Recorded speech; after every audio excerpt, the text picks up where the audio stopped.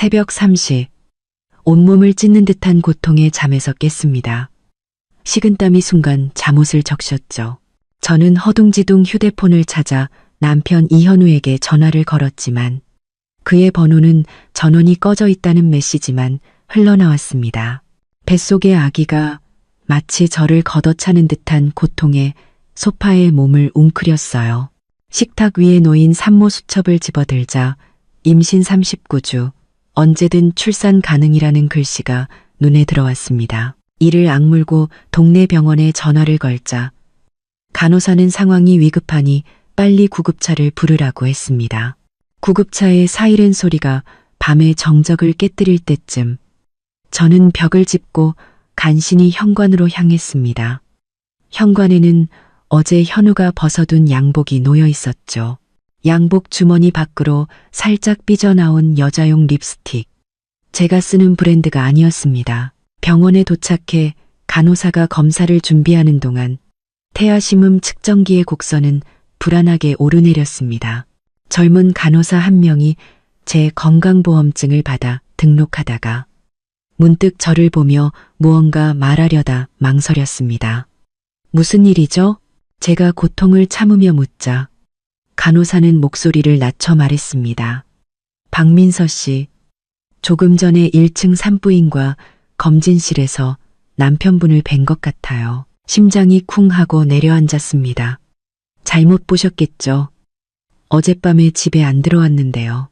아니에요. 분명 회색 코트를 입고 계셨어요. 똑똑히 기억해요. 간호사는 문 쪽을 흘깃보더니 말을 이었습니다. 하얀 원피스를 입은 젊은 여자분과 초음파 검사를 받으러 오셨더라고요. 옆에는 시어머님으로 보이는 분도 함께 계셨어요. 복통이 갑자기 심해지면서 저는 병상 시트를 붙잡은 손이 하얗게 질렸습니다. 확실해요? 네, 간호사는 한숨을 쉬며 말했습니다. 시어머님이 정말 대단하시더라고요. 그 여자분에게 수입 유아용품 세트를 사주시는데 제가 마침 계산대 옆에 있었거든요. 가격이 자그마치 880만 원이었어요. 쨍그랑. 제 손에 들려있던 물컵이 바닥으로 떨어져 박살이 났습니다. 쏟아진 물이 간호사의 하얀 신발을 적셨죠. 880만 원짜리 유아용품이라니. 최근 현우의 회사가 확장하면서 자금이 부족하다고 했었습니다. 제가 임신 후에 산후조리 도우미를 고용하고 싶다고 했을 때 시어머니 김영희 여사는 돈 아까운 줄 모르는 며느리라며 저를 몰아세웠습니다. 요즘 여자들은 애 하나 낳는 걸로 유난 떤다면서요. 그런데 지금 그들은 다른 여자와 함께 산부인과에 와서 880만 원을 쓰고 있었던 겁니다. 간호사가 바닥에 물을 닦으며 말했습니다. 민서 씨, 진정하세요. 의사 선생님이 안정을 취해야 한다고 하셨어요. 저는 천장의 형광등을 멍하니 바라보았습니다. 석 달 전 현우의 휴대폰에서 수상한 메시지를 발견했을 때가 떠올랐어요. 그는 그저 고객일 뿐이라고 말했고 시어머니는 남자가 밖에서 사회생활하다 보면 그럴 수도 있다며 그를 감쌌습니다. 저는 그저 집안일이나 잘 신경 쓰면 된다고요. 그때 저는 그 말을 믿었습니다. 뱃속의 아이를 위해 모르는 척하기로 했죠. 박민서 씨, 보호자분 안 계신가요? 의사가 진료 기록을 들고 들어왔습니다. 자국문이 벌써 3cm 열렸습니다. 보호자 서명이 필요해요. 저는 휴대폰을 꺼내 떨리는 손으로 현우에게 전화를 걸었습니다. 이번에는 신호가 갔지만 곧바로 끊겼습니다. 다시 걸자 전원이 꺼져 있었죠. 시어머니에게 전화를 걸었습니다.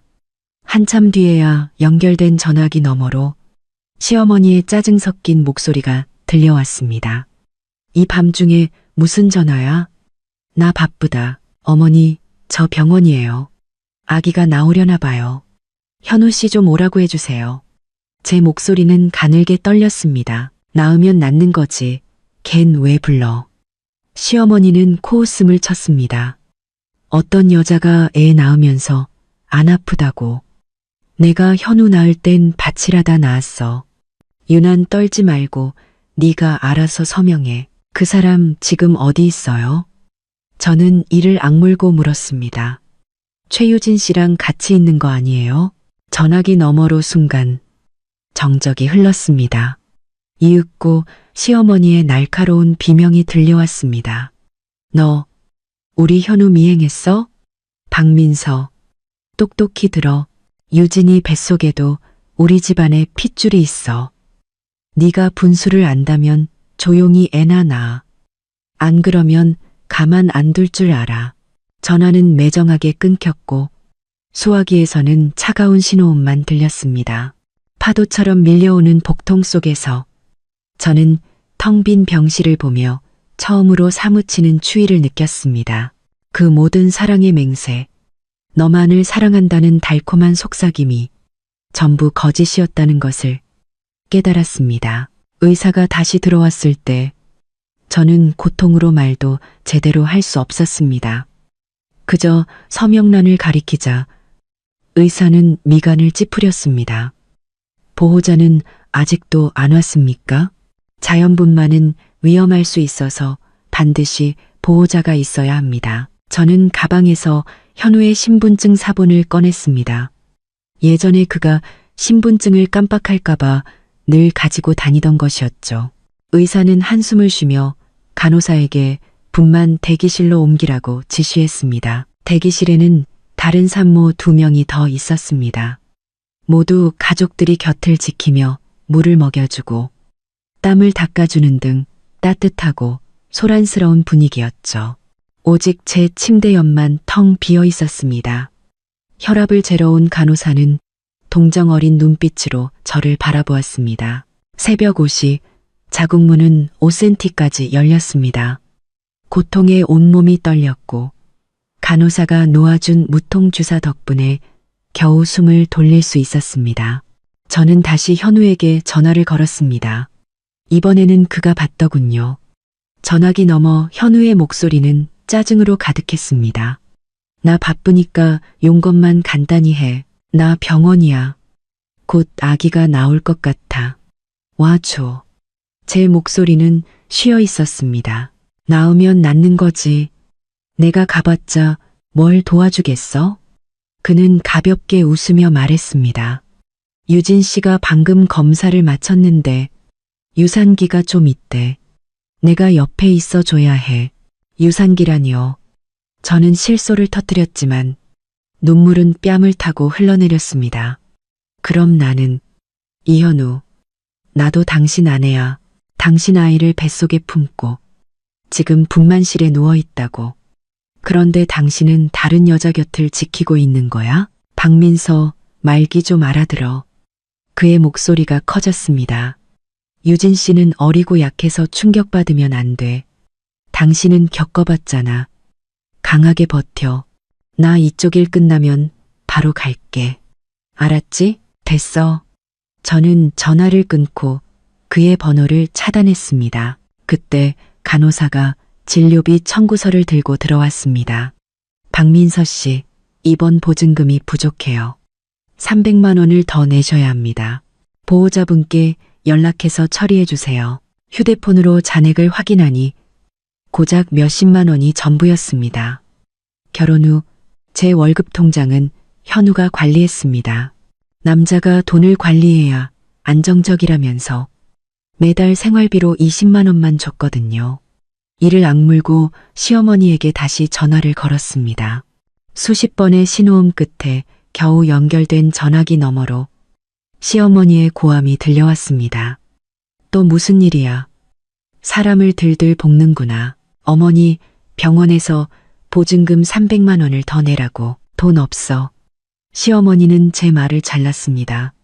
집에 있는 돈은 전부 유진이 보약 사는 데 썼어. 걔 뱃속에 있는 애가 우리 집안의 장손이야. 네가 알아서 해결해. 나한테 기대지 마. 어머님 손주잖아요. 제 뱃속의 아이는 손주도 아니에요. 제가 고통을 참으며 되묻자 시어머니는 차갑게 비웃었습니다. 네가 낳을 게 계집애인지 사내놈인지 어떻게 알아? 설사 아들이라 해도 유진이 뱃속의 아이만큼 귀하진 않지. 누가 애 하나 낳는데 그렇게 요란 떨래? 전화는 또다시 끊겼습니다. 저는 300만 원이 적힌 청구서를 보며 허탈한 웃음을 터뜨렸습니다. 결혼할 때 엄마가 혼수로 주신 수십억 원 가치의 강남 아파트를 저는 망설임 없이 현우에게 명예 이전해 주었습니다. 회사 담보 대출에 쓰라면서요. 엄마 회사의 투자 덕분에 그는 작은 공장 사장에서 지금의 이 대표님이 될 수 있었죠. 그런데 이제 제가 아이를 낳는데 필요한 보증금 300만 원도 내주지 않으면서 그의 내연녀에게는 880만 원짜리 선물을 사주는군요. 제 얼굴이 하얗게 질린 것을 본 간호사가 걱정스럽게 물었습니다. 제가 어떻게든 방법을 알아봐 드릴까요? 아니요, 괜찮아요.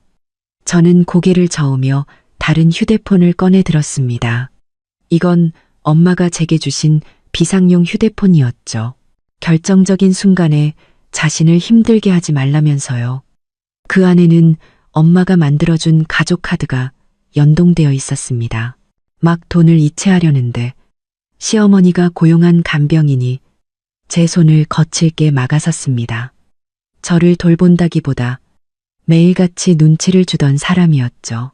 사모님, 회장님께서 친정돈에 손대면 이 집 며느리로 인정 안 하겠다고 전하셨습니다. 간병인이 입을 삐죽이며 말했습니다. 인정하든 말든 상관없어. 저는 그녀의 손을 뿌리치고 500만 원을 병원 계좌로 이체했습니다. 간병인은 저를 막지 못하자 문을 쾅 닫고 나가며 중얼거렸습니다. 팔자가 기구하네. 좋은 시절 다 놔두고 사서 고생을 하니. 병실은 다시 조용해졌습니다.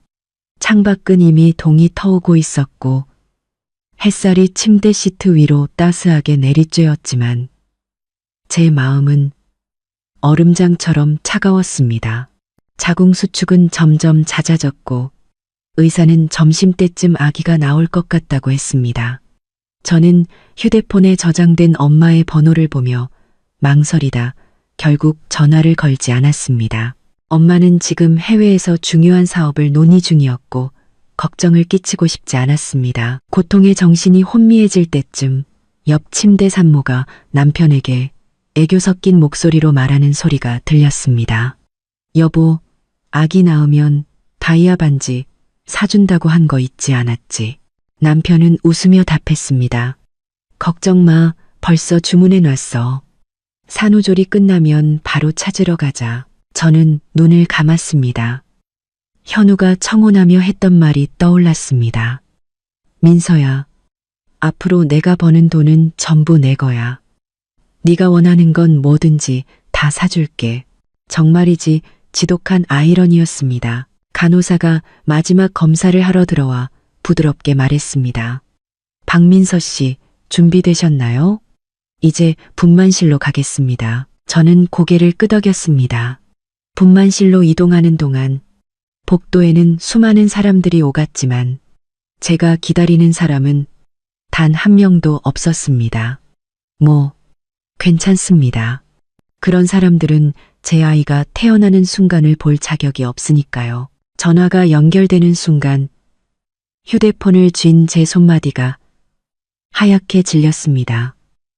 분만실 박복도의 불빛은 창백했고 눈앞이 캄캄해지며 제 거친 숨소리만 들려왔습니다. 엄마. 첫 마디를 내뱉자마자 눈물이 이불 위로 툭툭 떨어졌습니다. 엄마. 윤지혜 회장님의 목소리가 수화기를 통해 들려왔습니다. 평소처럼 침착했지만 미세하게 긴장감이 섞여 있었죠. 민서야, 진정하고 천천히 말해봐. 아기가 나오려는 거니? 김 박사님 보내줄게. 아니, 그게 아니라.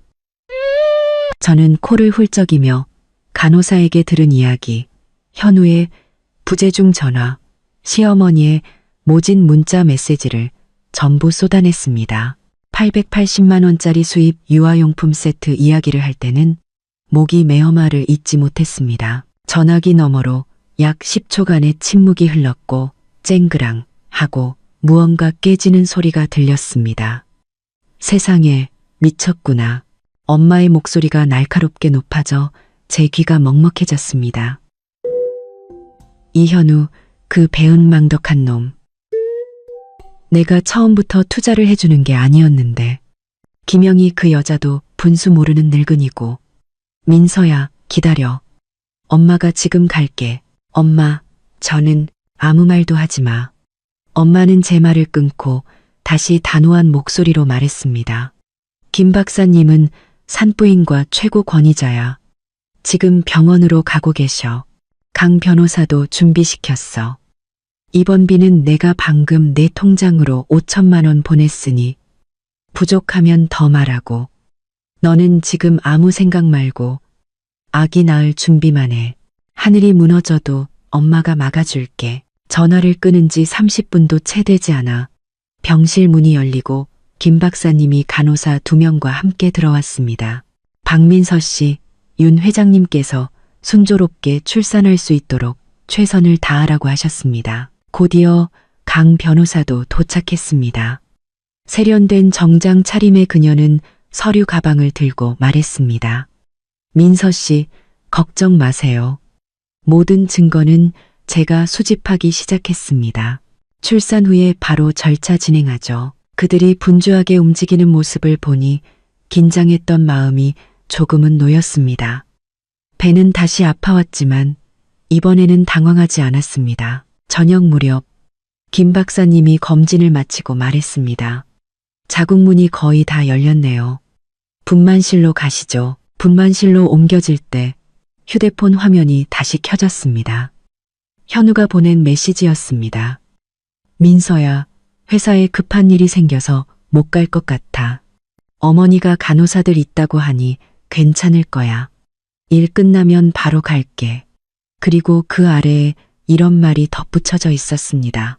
유진 씨는 방금 검사를 마쳤는데 상태가 좀 불안정해서 내가 옆에 더 있어줘야 할 것 같아. 저는 그 화면을 몇 초간 응시하다 그의 대화창을 삭제해버렸습니다. 분만실의 조명은 눈부시게 밝았습니다. 김 박사님이 제 손을 잡으며 말했습니다. 걱정 말아요. 제가 있잖아요. 자궁 수축의 고통이 파도처럼 밀려왔고 저는 이를 악물고 힘을 주었습니다. 머릿속에서는 3년 전의 기억이 맴돌았습니다. 그때 현우는 아직 창업 초기였고 우리는 6평도 안 되는 작은 원룸에 살았습니다. 그는 매일 밤 제게 라면을 끓여주며 말했죠. 민서야, 회사가 자리 잡으면 내가 꼭 세상에서 제일 행복하게 해줄게. 이제 회사는 자리 잡았지만 그는 다른 여자와 함께 산부인과에 있었습니다. 힘내요. 조금만 더. 김 박사님의 목소리가 저를 현실로 돌려놓았습니다. 얼마나 시간이 흘렀을까. 우렁찬 아기 울음소리와 함께 제 몸의 모든 기운이 빠져나가며 분만대 위에 쓰러졌습니다. 축하합니다. 박민서 씨.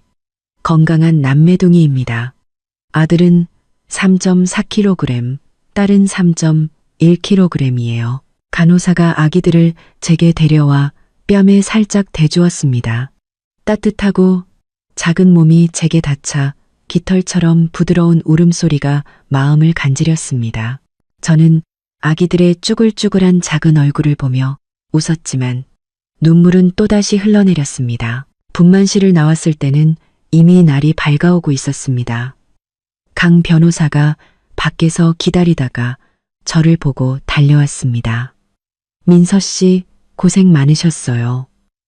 윤 회장님께서 미역국을 보내셨습니다. 방금 끓인 거예요. 두 아기는 인큐베이터 안에서 간호사가 주는 젖병을 빨고 있었습니다. 작은 입을 오물거리는 모습에 마음이 녹아내렸습니다. 이현우 씨는 오지 않았나요? 제가 묻자 강 변호사는 동정 어린 눈빛으로 고개를 저었습니다. 아무 연락 없었어요. 대신 시어머님이 전화를 여러 번 하셔서 아들이냐고 묻더군요. 남매둥이라고 했더니 혹시 아들을 최유진 씨가 키우게 할 수는 없냐고 하더라고요. 유진 씨가 딸을 임신한 것 같다면서요. 꿈도 꾸지 말라고 하세요. 저는 차갑게 웃으며 강 변호사가 건네준 미역국을 마셨습니다. 몇 숟갈 뜨지 않았을 때 병실 문이 열리고 시어머니가 천 가방을 들고 들어왔습니다. 그녀는 가식적인 미소를 지으며 말했습니다. 민서야, 애 낳느라 고생했다. 그리곤 곧장 인큐베이터로 달려가 눈가의 주름이 자글자글해지도록 웃으며 아기들을 들여다보았습니다. 아이고, 남매둥이구나. 참 좋다. 특히 이놈, 딱 봐도 우리 집안 핏줄이야. 저는 그녀를 무시했습니다. 강 변호사가 옆에서 말했습니다. 어머님, 민서 씨는 방금 출산해서 안정이 필요합니다. 알아, 안다니까. 시어머니는 몸을 돌려 침대 옆 탁자에 천 가방을 놓으며 말했습니다. 애들 입으라고 옷 좀 가져왔어. 전부 순면이라 비싼 거야. 저는 힐끗 가방 안을 보았습니다. 이름 모를 만화 캐릭터가 그려진 옷은 보기에도 거칠어 보였고 누가 봐도 시장에서 산싸구려 옷이었습니다. 아, 민서야. 그녀가 갑자기 제게 다가와 목소리를 낮췄습니다. 네가 방금에 나와서 몸도 힘든데 둘이나 돌보긴 어렵잖아. 유진이가 마음씨가 착해서 내가 걔랑 얘기해놨어. 내 아들은 걔가 좀 돌봐주기로. 걔는 젊어서 젖도 잘 나올 거야. 지금 뭐라고 하셨어요? 제가 국그릇을 탁자 위에 내려놓자 튄 국물이 손등을 데웠습니다. 제 반응에 놀란 시어머니는 이내 목에 핏대를 세우며 말했습니다. 다 너 좋으라고 하는 소리 아니냐. 너 혼자 둘 키우려면 얼마나 힘들겠어. 유진이 뱃속에도 우리 집 핏줄이 있는데 서로 돕고 살면 좋잖아. 다 한 가족인데 뭐 어때? 누가 그 여자랑 한 가족이에요. 저는 그녀의 말을 잘랐습니다. 제 목소리는 얼음처럼 차가웠죠. 김영희 여사님, 똑똑히 들으세요. 이 아이들은 제가 낳았어요. 최유진 씨와는 아무 상관없다고요. 그 여자가 제 아들을 키우고 싶으면 제가 죽고 나서나 가능한 일일 겁니다. 말하는 것 좀 봐. 그녀의 목소리가 커졌습니다. 내가 애들 할머니야. 내가 결정하면 그만이야. 현우도 동의했어. 그 사람이 동의해도 소용없습니다. 강 변호사가 휴대폰을 꺼내 녹음 버튼을 눌렀습니다. 어머님, 아이들의 어머니는 박민서 씨입니다. 양육권은 민서 씨에게 있어요. 만약 계속해서 이런 무리한 요구를 하시면 저희는 법적 조치를 취할 수밖에 없습니다. 강 변호사의 휴대폰을 본 시어머니는 기세가 한풀 꺾였습니다. 그냥 한번 해본 소리 가지고 뭘 그렇게까지. 바로 그때 이현우가 문을 열고 들어왔습니다. 구겨진 셔츠 차림에 눈밑은 퀭했죠. 그는 시어머니를 보자마자 물었습니다. 어머니, 민서 아들 낳았어요? 딸 낳았어요? 남매둥이야. 시어머니가 반갑게 그를 인큐베이터로 이끌었습니다. 너 이리 와서 봐. 이놈 얼마나 늠름한지. 현우의 시선은 아기들에게 잠시 머물렀다가 무표정한 얼굴로 제게 향했습니다. 민서야, 고생했어. 이제야 와? 제가 그를 쳐다보며 물었습니다. 최유진 씨는 이제 괜찮대? 그의 얼굴이 순간 굳어지며 목소리가 낮아졌습니다. 민서야, 억지 좀 부리지 마. 유진 씨 상태가 안 좋아서 내가 안 챙겨줄 수가 없었어. 그럼 나는? 저는 배에 수술 자국을 가리켰습니다. 내가 분만실에서 죽을 힘을 다하고 있을 때 당신은 어디 있었는데? 회사에 급한 일이 있었다고 했잖아. 그는 미간을 찌푸렸습니다. 민서야, 우리 만나자마자 싸우지 말자. 너 이제 막 아기 낳았으니까 푹 쉬어야지. 저는 웃었지만 눈물은 멈추지 않았습니다. 이현우, 양심의 손을 얹고 말해봐. 내가 임신한 동안 당신이 산부인과에 같이 가준 게 몇 번이나 돼? 내가 밤에 다리에 쥐가 나서 당신을 부르면 잠 설친다고 화내면서 다른 방으로 가버렸잖아. 이제 내가 아이를 낳았는데 당신은 다른 여자와 산부인과에 있고 당신 어머니는 그 여자에게 880만 원짜리 선물을 사줬어. 이게 당신들이 나한테 하는 짓이야? 시어머니가 옆에서 거들었습니다. 민서야, 그건 네가 잘못 생각하는 거야. 현우는 남자고 사업이 중요하잖아. 유진이도 우리 집 아이를 가졌으니 챙겨주는 게 당연하지. 닥치세요. 저는 소리쳤습니다. 가슴이 답답해져 왔죠. 현우는 시어머니를 감싸며 얼음장 같은 표정으로 말했습니다. 박민서, 너 정말 너무하는구나. 어떻게 우리 엄마한테 소리를 질러? 너 아무래도 산후 우울증인가 보다. 일단 푹 쉬어. 나 먼저 갈게. 그가 돌아서서 나가려 할 때 제가 그를 불러 세웠습니다. 이현우, 우리 이혼해. 그의 발걸음이 멈췄지만 돌아보지는 않았습니다. 그저 차갑게 말할 뿐이었죠. 쓸데없는 소리 하지 마. 병실 문이 세게 닫히고 시어머니도 저를 한번 쏘아보고는 그를 따라 나갔습니다. 방 안은 다시 조용해졌고 아기들의 고른 숨소리만 들려왔습니다. 강 변호사가 제게 휴지를 건네며 말했습니다. 민서 씨, 저런 사람들 때문에 속상해하지 마세요. 그럴 가치도 없어요. 저는 눈물을 닦고 인큐베이터 안에 두 아기를 보며 문득 웃음이 나왔습니다. 이현우, 김영희, 그리고 최유진. 당신들이 내게 진 빚. 내가 반드시 이자까지 쳐서 하나도 빠짐없이 돌려받을 테니까.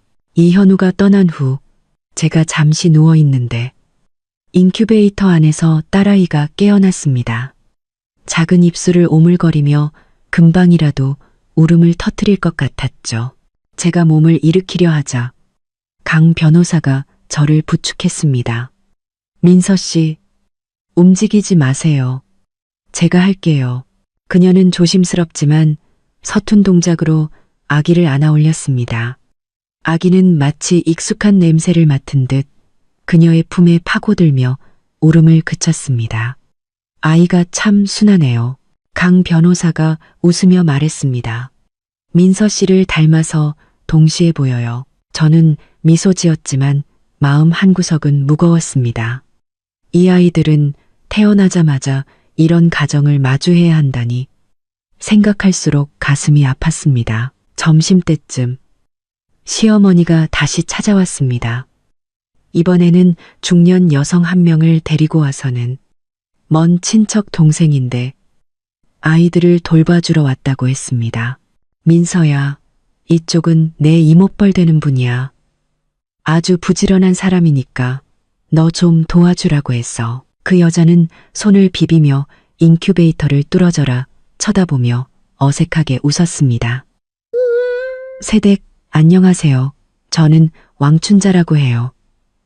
앞으로 잘 부탁드립니다. 저는 그녀를 힐끗 쳐다보고 아무 말도 하지 않았습니다. 강 변호사가 옆에서 말했죠. 어머님, 민서 씨는 간호사와 도우미가 있으니 이모님까지 번거롭게 해드릴 필요는 없을 것 같습니다. 그게 무슨 소리야? 시어머니가 즉시 반박했습니다. 남의 손에 맡기는 것보다 가족이 돌보는 게 훨씬 낫지.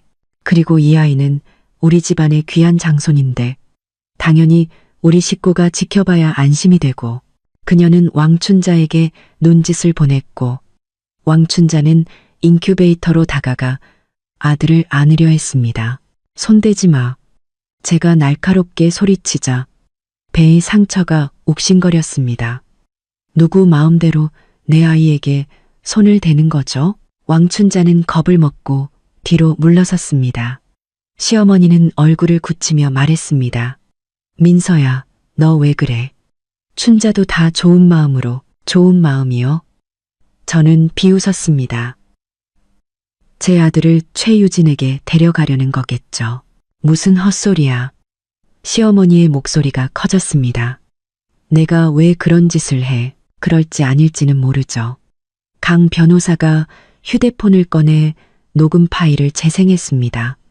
그 안에서는 시어머니와 왕춘자의 대화가 흘러나왔습니다. 시어머니, 어떻게든 저 사내놈을 밖으로 데리고 나와서 유진이한테 바로 데려다줘.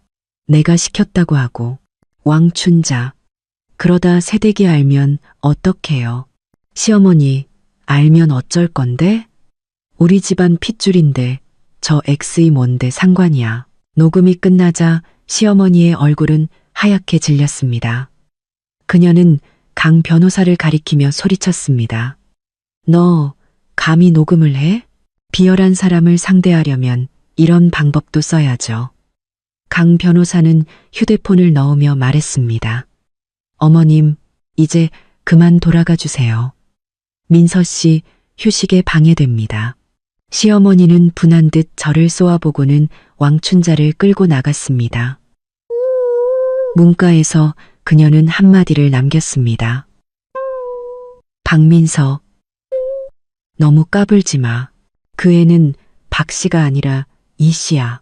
저는 그녀를 무시했지만 이것이 시작에 불과하다는 것을 알았습니다. 그들은 결코 쉽게 물러서지 않을 테니까요. 오후에 이현우가 다시 찾아왔습니다. 이번에는 과일 바구니를 들고 비굴한 미소를 띤 채였죠. 민서야, 오전에는 내가 잘못했어. 너랑 싸우면 안 됐는데 너 먹으라고 과일 좀 사왔어. 과일 바구니 안의 과일들은 신선해 보이지 않았습니다. 저는 고개를 돌려 그를 외면했습니다. 그는 침대 옆에 앉아 손을 비비며 말했습니다. 민서야, 네가 아직 화난 거 알아. 하지만 유진 씨도 정말 딱한 사람이야. 부모님 일찍 여의고 이 도시에서 혼자 힘들게 살다가 임신까지 했는데 곁에서 돌봐줄 사람이 없잖아. 내가 모른 척 할 수는 없었어. 그럼 나는 제가 그를 쳐다보며 물었습니다. 나는 안딱해. 내가 임신했을 때 당신은 다른 여자와 있었고 내가 아이를 낳을 때 당신은 다른 여자를 지켰어. 이현우, 말해봐. 당신 마음속에 나는 도대체 뭐야? 당신은 내 아내잖아. 그건 다르지. 그는 미간을 찌푸리며 말했습니다. 민서야, 제발 좀 너그럽게 넘어가 주면 안 돼? 유진 씨가 아이 낳으면 내가 당신한테 정말 잘할게. 잘한다고? 저는 비웃었습니다. 어떻게? 그 여자와 보낸 시간으로, 아니면 그 여자에게 쓴 돈으로. 그는 아무 말도 못했습니다. 한참 후에야 입을 열었죠. 민서야, 너희 집이 부자인 거 알아. 이런 거 신경 안 쓰는 거. 하지만 유진 씨는 달라. 닥쳐. 저는 그의 말을 잘랐습니다. 우리 집 돈 얘기 꺼내지 마. 이현우, 잊었어? 당신 회사가 오늘날 어떻게 이 자리까지 왔는지. 우리 엄마가 투자해주지 않았다면 당신은 아직도 그 작은 원룸에서 라면이나 끓이고 있었을 거야. 그의 얼굴이 굳어졌습니다. 박민서, 꼭 그런 얘기를 해야겠어? 우리 사이의 사랑이 네 눈에는 고작 돈으로밖에 안 보여? 그럼 뭔데? 제가 그를 쏘아보았습니다. 당신이 최유진과 산부인과에 가고 당신 어머니가 그 여자에게 880만 원짜리 선물을 사줄 때 그때는 우리 사랑을 생각했어. 그는 벌떡 일어났습니다. 너랑은 말이 안 통한다. 네가 알아서 반성 좀 해봐. 그가 돌아서서 나가다가 과일 바구니를 발로 차 넘어뜨렸습니다. 바닥에 뒹구는 과일들을 보며 저는 지독한 아이러니를 느꼈습니다. 이 남자는 제가 알던 그 이현우가 더는 아니었습니다. 이현우가 떠난 후 저는 강 변호사에게 말했습니다. 변호사님, 준비해 주세요. 이제 우리가 반격할 차례예요. 강 변호사는 고개를 끄덕였습니다. 네, 윤 회장님께도 연락해서 준비하시라고 말씀드리겠습니다. 다음 날 아침, 제가 아침 식사를 막 마쳤을 때 이현우와 시어머니 그리고 최유진이 함께 병실로 들어왔습니다. 최유진은 분홍색 원피스를 입고 있었고 배는 제법 불러 있었죠. 그녀는 의기양양한 미소를 띤 채 말했습니다. 박민서 씨, 죄송해요. 쉬는데 방해했네요. 그냥 아기들이 보고 싶어서 와봤어요. 시어머니가 거들었습니다. 그래, 민서야. 유진이도 다 좋은 마음으로 온 거야. 쟤도 임신해서 몸이 무거운데 일부러 널 보러 왔잖니. 너무 마음에 담아두지 마. 저는 그들을 무시하고 이현우를 쳐다보며 물었습니다. 이 여자 왜 데리고 온 거야? 민서야, 나는 네가 유진 씨랑 오해를 풀었으면 좋겠어. 다 오해야. 오해? 저는 비웃었습니다. 이현우, 내가 바보인 줄 알아? 저 여자가 당신 아이를 임신했고, 당신은 저 여자와 산부인과에 갔고, 당신 어머니는 880만 원짜리 선물을 사줬어. 이게 오해라고? 최유진이 갑자기 울음을 터뜨렸습니다. 민서 씨, 제가 잘못한 거 알아요. 하지만 저랑 현우 씨는 진심으로 사랑하는 사이예요. 제발 저희를 허락해 주세요. 제가 현우 씨한테도 잘하고 아이들에게도 잘할게요. 당신들을 허락하라고? 제가 그녀를 쳐다보며 물었습니다. 그럼 나와 내 아이들은 어떡하고? 민서 씨 댁은 부자니까 다른 좋은 사람 만나면 되잖아요. 시어머니가 옆에서 말했습니다. 하지만 유진이는 현우 없으면 못 살아요. 그래요? 저는 그들을 보며 강 변호사에게 말했습니다. 변호사님, 준비한 것 좀 보여주세요. 강 변호사는 서류 가방에서 한 뭉치의 사진과 서류를 꺼내 테이블 위에 펼쳤습니다. 사진에는 이현우와 최유진이 호텔 앞에서 포옹하고 키스하는 장면, 함께 집을 보러 다니고 명품 쇼핑을 하는 장면이 담겨 있었습니다. 서류는 이현우가 재산을 빼돌린 증거였습니다. 그는 회사 지분과 우리가 결혼 후에 산 집을 모두 시어머니 명의로 돌려놓았더군요. 이현우와 시어머니의 얼굴이 새하얗게 질렸습니다. 최유진도 울음을 멈추고 멍하니 사진을 바라보았습니다. 이현우, 제가 그를 쳐다보며 물었습니다. 이거 어떻게 설명할래? 그는 입을 열었지만 아무 말도 하지 못했습니다. 시어머니가 다급하게 외쳤습니다. 이건 다 가짜야. 너희가 조작한 거지? 가짜라고요? 강 변호사가 감정 보고서를 꺼내 보였습니다. 이것은 전문기관에서 발급한 보고서로 사진과 서류가 모두 사실임을 증명합니다. 믿지 못하시겠으면 직접 다른 기관에 의뢰해 보시죠. 시어머니는 더 이상 아무 말도 하지 못했습니다. 이현우, 제가 그를 보며 말했습니다. 우리 이혼해. 그가 갑자기 고개를 들었습니다. 민서야, 내가 잘못했어. 제발 한 번만 더 기회를 줘. 기회. 제가 그의 말을 잘랐습니다. 나는 당신에게 수많은 기회를 줬어. 하지만 당신은 단 한 번도 그 기회를 소중히 여기지 않았지. 당신이 최유진과 산부인과에 가고 당신 어머니가 그 여자에게 수입 명품을 사줄 때 이런 날이 올 거라는 생각은 못했어? 저는 말을 이었습니다. 나는 당신이 빈손으로 나갈 것을 요구해. 회사는 내 것, 집도 내 것, 두 아이의 양육권도 내 거야. 동의하면 조용히 이혼해 줄게. 동의하지 않으면 법정에서 보자고. 그때가 되면 이 증거들 때문에 당신은 아무것도 얻지 못하고 사회적으로 매장당하게 될 거야. 이현우의 얼굴은 종이처럼 하얗게 질렸고 온몸을 부들부들 떨었습니다. 시어머니가 갑자기 제게 달려들어 때리려 했지만 강 변호사가 막아섰습니다. 이 나쁜 X, 너 처음부터 다 계획했지? 우리 집 재산을 다 삼키려고. 재산? 저는 비웃었습니다. 이 회사는 원래 우리 집 돈으로 세운 거고 집도 제가 계약금을 냈어요. 전부 증거가 있는데 법원이 누구 손을 들어줄 것 같아요? 시어머니는 아무 말도 못하고 바닥에 주저앉아 울기 시작했습니다. 상황이 불리해진 것을 안 최유진은 슬금슬금 문 쪽으로 뒷걸음질 쳤습니다. 최유진 씨, 어딜 그렇게 급하게 가세요? 제가 그녀를 불러 세웠습니다. 이 사진들에는 당신 모습도 있네요. 만약 법정까지 가게 되면 당신한테도 좋을 거 없을 텐데요. 그냥 조용히 이현우 씨를 떠나서 착실한 남자 만나 시집 가는 게 어때요?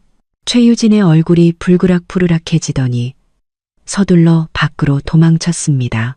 이현우는 바닥에 주저앉은 시어머니를 보다가 제 앞에 갑자기 무릎을 꿇었습니다. 민서야, 내가 잘못했어. 정말이야. 제발 한 번만 더 기회를 줘. 다시는 유진이 만나지 않을게. 너와 아이들에게 평생 잘할게. 저는 그를 보며 마음속에 아무런 동요도 느끼지 못했습니다. 한 번 배신한 사람은 다시는 용서받을 자격이 없습니다. 강 변호사님, 경비원 불러서 이 사람 끌어내세요. 강 변호사가 부른 경비원 2명이 들어와 바닥에서 울부짖는 이현우를 강제로 끌어냈습니다. 병실은 마침내 조용해졌습니다. 저는 테이블 위의 증거들을 보며 마음이 한결 가벼워지는 것을 느꼈습니다. 이현우, 김영희, 이것은 시작에 불과해. 당신들이 내게 진 빚, 내가 하나도 빠짐없이 다 받아낼 테니까. 이현우가 끌려나간 지 사흘째 되던 날, 저는 마침내 침대에서 내려와 걸을 수 있게 되었습니다. 병실 창문으로 햇살이 쏟아져 들어와 인큐베이터 위에서 잠든 2 아기를 따뜻하게 비추었습니다. 강 변호사가 사과를 깎으며 말했습니다. 민서 씨, 아이들이 정말 사랑스럽네요. 태어나면 돌보기가 더 수월해질 거예요. 저는 고개를 끄덕이며 퇴원 후에 어디로 이사할지 생각했습니다. 이전에 살던 신혼집은 끔찍한 기억으로 가득 차 있어 더 이상 머물고 싶지 않았습니다. 엄마는 이미 강남의 한 고급 아파트를 제게 마련해 주셨죠. 그때 병실 문이 열리고 최유진이 배를 받치고 들어왔습니다. 그녀는 하얀색 캐시미어 코트를 입고 옅은 화장을 한 채 지난번보다 훨씬 세련된 모습이었습니다. 그녀는 제 침대로 다가와 가식적인 미소를 지으며 말했습니다. 박민서 씨, 이제 걸을 수 있게 되셨다면서요? 축하해 주러 왔어요. 저는 그녀를 무시하고 아이들을 바라보았습니다. 그녀는 아랑곳하지 않고 옆 의자에 앉았습니다. 민서 씨, 사실 오늘 온 건 당신과 진지하게 이야기하고 싶어서예요. 감정이라는 게 억지로 되는 게 아니잖아요. 당신과 할 얘기 없어요. 제가 차갑게 말했습니다. 여긴 당신이 올 곳이 아니니 나가주세요. 민서 씨, 그러지 마세요. 그녀는 한숨을 쉬며 말했습니다. 제가 미운 거 알지만 저도 현우 씨를 진심으로 사랑해요. 보세요. 우리에게도 곧 아이가 태어날 거예요. 그는 앞으로 우리 모자에게 잘해줄 거예요. 그게 뭐 어쨌다고요? 제가 그녀를 쳐다보며 물었습니다. 그가 당신들에게 잘해주는 것이 나와 내 아이들에게 준 상처를 없앨 수 있나요? 그런 뜻이 아니에요. 그녀는 서둘러 말했습니다. 그저 현실을 직시하라는 거죠. 현우 씨 마음은 이미 당신에게서 떠났어요. 이혼을 미뤄봤자 당신에게 좋을 게 하나도 없어요. 내게 좋을 게 없다고요?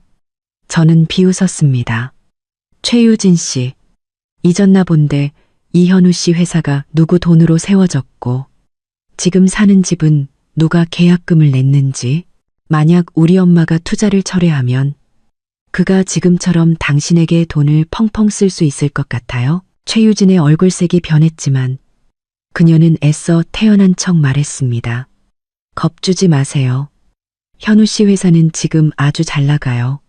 당신 집안에 투자가 없어도 문제 없어요. 그리고 어제는 저에게 2억 원이 넘는 한정판 스포츠카도 사줬는걸요. 그녀는 가방에서 차키를 꺼내 제 앞에서 흔들었습니다. 저는 그녀를 무시했지만 강 변호사가 참지 못하고 말했습니다. 자랑하는 게 아니에요. 그녀는 차키를 넣으며 말했습니다. 그저 민서 씨에게 현우 씨 마음속에는 저밖에 없다는 걸 알려주고 싶었을 뿐이에요. 당신이 아무리 많은 돈을 받아내도 그의 마음은 얻지 못할 거예요. 그 사람 마음 따위 필요 없어요. 제가 비웃었습니다. 그렇게 쉽게 변하고 은혜도 모르는 남자. 공짜로 준다 해도 싫어요. 당신, 최유진은 말이 막혔는지 잠시 주춤하다가 이내 다시 말했습니다.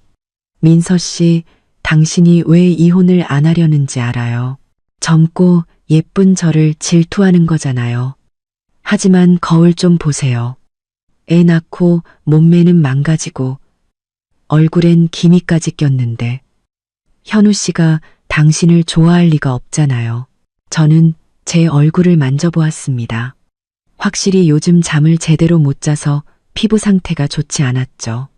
하지만 그것이 그녀가 잘난 척할 이유는 되지 않았습니다. 최유진 씨, 젊고 예쁘면 남자를 평생 붙잡아둘 수 있을 것 같아요? 제가 그녀를 쳐다보며 말했습니다. 이현우 씨가 지금 당신에게 잘해주는 건 당신 뱃속의 아이와 우리 집 돈 때문이에요. 그가 무너지면 과연 당신에게 지금처럼 돈을 쓸 수 있을까요? 헛소리 마. 최유진이 벌떡 일어났습니다. 현우 씨는 그런 사람이 아니에요. 그는 진심으로 날 사랑한다고요. 진심인지 아닌지는 당신이 더 잘 알겠죠. 저는 휴대폰을 꺼내 몰래 녹음 버튼을 눌렀습니다. 당신 뱃속의 아이, 정말 이현우 씨 아이 맞아요? 확실하지 않을 텐데 최유진의 얼굴이 새하얗게 질렸습니다. 무슨 헛소리야. 당연히 현우 씨 아이지. 내가 헛소리를 하는 건지 아닌지는 당신 마음속에 답이 있겠죠.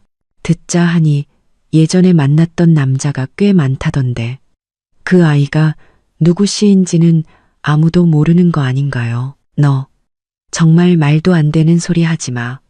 최유진이 분노로 몸을 떨었습니다. 내가 어떻게 당신에게 무례하게 굴 수 있는지 한번 볼까요? 제가 그녀를 쳐다보며 말했습니다. 여기는 병원이고 사방에 CCTV가 있어요. 내게 손가락 하나라도 대면 당신은 무사하지 못할 거예요. 최유진은 이를 악물고 아무 말도 하지 못했습니다. 잠시 후 그녀는 갑자기 비웃었습니다. 박민서, 이렇게 하면 네가 이길 것 같아? 현우 씨는 너랑 이혼하면 나랑 결혼하기로 약속했어. 그때가 되면 내가 이 집안의 안주인이 되는 거고 너는 아무것도 아니게 되는 거야. 그래요? 그럼 그 꿈이 이루어지길 빌어줄게요. 하지만 한 가지 충고하자면 이 집안의 안주인 노릇 그렇게 쉽지 않을 거예요. 특히 김영희 여사님 같은 시어머니를 모시고 사는 건 말이죠. 시어머니 이야기에 최유진의 얼굴이 굳어졌지만 그녀는 이내 다시 말했습니다. 그건 우리 고부간의 문제니까 당신이 신경 쓸 일 아니에요. 그녀는 자리에서 일어나며 말했습니다. 우린 이만 가볼게요. 문가에서 그녀는 인큐베이터 안의 아이들을 질투 어린 눈빛으로 쳐다보며 말했습니다. 박민서, 두고 봐. 내가 반드시 널 후회하게 만들어줄 테니까. 저는 그녀가 사라진 뒤에야 녹음을 껐습니다. 강 변호사가 다가와 말했습니다. 민서 씨, 저 여자 정말 너무하네요. 어떻게 여기까지 와서 행패를 부릴 수가 있죠? 저렇게 기세등등한 건 그만큼 마음이 불안하다는 증거예요. 저는 웃으며 말했습니다. 이현우가 정말 자신과 결혼할 거라고 믿는 걸 보면 참 순진하네요. 오후에 이현우에게서 전화가 왔습니다. 민서야, 유진 씨가 찾아갔다며? 걔가 아직 어려서 철이 없어서 그랬을 거야. 너무 마음에 담아두지 마. 철이 없는 건지 일부러 도발하는 건지는 당신이 더 잘 알겠죠. 제가 차갑게 말했습니다. 이현우, 당신 여자나 잘 단속하세요. 다시는 내 앞에 나타나지 않게. 그렇지 않으면 나도 가만히 있지 않을 테니까. 민서야, 네가 아직 화난 거 알아. 이현우가 한숨을 쉬며 말했습니다. 하지만 우리 아이들을 봐서라도 일을 너무 크게 만들지는 말아줘. 우리 그래도 한때는 부부였잖아. 부부? 제가 그의 말을 잘랐습니다. 당신이 최유진과 산부인과에 가고 당신 어머니가 그 여자에게 880만 원짜리 선물을 사줄 때 그때는 우리가 부부라는 걸 생각했어? 이현우, 다시는 전화하지 마. 당신 목소리 듣고 싶지 않으니까. 저는 전화를 끊고 그의 번호도 차단해버렸습니다. 이제 제게 가장 중요한 것은 두 아이를 잘 키우고 새로운 삶을 시작하는 것뿐이었습니다. 이현우와 최유진에게 진 빚은 언젠가 반드시 돌려받을 테니까요. 퇴원하는 날 햇살이 눈부셨습니다. 제가 딸을 안고 강 변호사가 아들을 안고 병원 건물을 나서자 시어머니가 친척 무리를 이끌고 입구를 막고 있었습니다. 그들은 악독한 며느리가 시댁을 망친다고 적힌 현수막까지 들고 있었죠. 시어머니는 저를 보자마자 미친 듯이 달려들었지만 경호원들에게 막혔습니다. 박민서, 이 독한 것, 우리 집안을 이렇게 망쳐놓고 애들까지 데리고 도망가려고? 어림없어. 친척들도 거들었습니다. 애들은 두고 가. 이씨 집안 핏줄인데 네가 왜 데려가? 저는 침착하게 강 변호사에게 경찰에 신고하라고 말했습니다. 잠시 후 경찰이 도착했고 시어머니는 경찰에게 제가 아들의 회사를 망하게 하고 손주들을 데리고 도망치려 한다고 거짓말을 늘어놓았습니다. 강 변호사는 경찰에게 이혼 소송 서류와 아이들의 출생 증명서를 보여주며 이현우의 불륜과 재산 은닉 사실을 설명했습니다. 또한 시어머니가 병원 앞에서 소란을 피우고 아이들을 빼앗으려 한 행위는 협박 및 유괴미수 혐의에 해당할 수 있으며 모든 상황이 병원 CCTV에 녹화되었고 녹음 파일도 있다고 덧붙였습니다. 상황이 불리해지자 시어머니와 친척들은 경찰서로 연행되었습니다. 저는 차를 타고 그곳을 떠나며 경찰차 안에서 울부짖는 시어머니의 모습을 보았습니다. 참으로 비참한 광경이었습니다. 그날 저녁 이현우가 낯선 번호로 전화를 걸어왔습니다. 그는 어머니가 경찰서에 있다는 사실에 분노하며 저를 비난했습니다. 제가 상황을 설명하자 그는 결국 목소리를 낮추고 어머니를 꺼내달라고 애원했습니다. 꺼내줄 수는 있지만 조건이 있어요. 제가 말했습니다. 이혼 서류에 서명하고 재산을 포기하세요. 그렇지 않으면 당신 어머니는 감옥에서 여생을 보내게 될 거예요. 전화기 너머로 긴 침묵 끝에 그의 절망적인 목소리가 들려왔습니다. 알았어. 당신 말대로 할게. 다음 날 이현우가 초췌한 모습으로 찾아왔습니다. 그는 아이들을 보며 다시 한번 기회를 달라고 애원했지만 저는 단호하게 거절했습니다. 결국 그는 모든 것을 포기하고 이혼 서류에 서명했습니다. 강 변호사는 그 서류를 가지고 시어머니를 보석으로 풀어주러 갔고 저는 울고 있는 그에게 말했습니다. 당신이 오늘 이 지경이 된 건 모두 당신 스스로 선택한 결과예요. 얼마 후 최유진이 이현우의 남은 돈을 모두 가지고 해외로 도피했다는 소식을 들었습니다. 이현우의 회사는 부도 처리되었고 그는 술집에서 싸움을 벌이다 경찰에 구속되었습니다. 저는 아이들을 위해서 그들의 빚 문제를 해결해 줄 변호사를 선임해 주었습니다. 하지만 앞으로 다시는 제 삶에 나타나지 말라는 조건을 걸었죠. 법정에서 우리의 이혼은 최종적으로 확정되었습니다. 저는 모든 재산과 아이들의 양육권을 갖게 되었고 이현우는 빈털터리가 되었습니다. 법정을 나서며 그는 제게 직접 만들었다는 작은 은수저 2벌을 건넸습니다. 아이들의 건강과 행복을 비는 선물이었죠. 저는 그것을 받아들었습니다. 3년 후 저는 두 아이를 키우며 성공적인 사업가가 되었습니다. 이현우는 작은 정비소에서 기술자로 일하며 빚을 갚아나가고 있다는 소식을 들었습니다. 그는 가끔 아이들을 위해 해바라기 화분을 보내오곤 했습니다. 우리는 더 이상 서로를 원망하지 않았습니다. 어느 날 이혼 소송을 도와줬던 변호사와 우연히 재회했고 우리는 자연스럽게 연인이 되었습니다. 그는 아이들에게 다정한 아빠가 되어주었고 제 삶은 다시 햇살처럼 밝고 따뜻해졌습니다.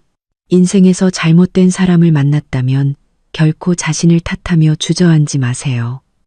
과감하게 그 관계를 끊어내고 앞으로 나아가야 합니다. 잘못된 사람을 떠나야만 비로소 올바른 사람을 만날 수 있으니까요. 우리의 삶은 해바라기와 같습니다. 어젯밤 어떤 비바람을 겪었든 다음날 아침에는 다시 태양을 향해 활짝 피어나야 합니다. 우리 모두 그렇게 누구보다 아름답게 살아가야 합니다.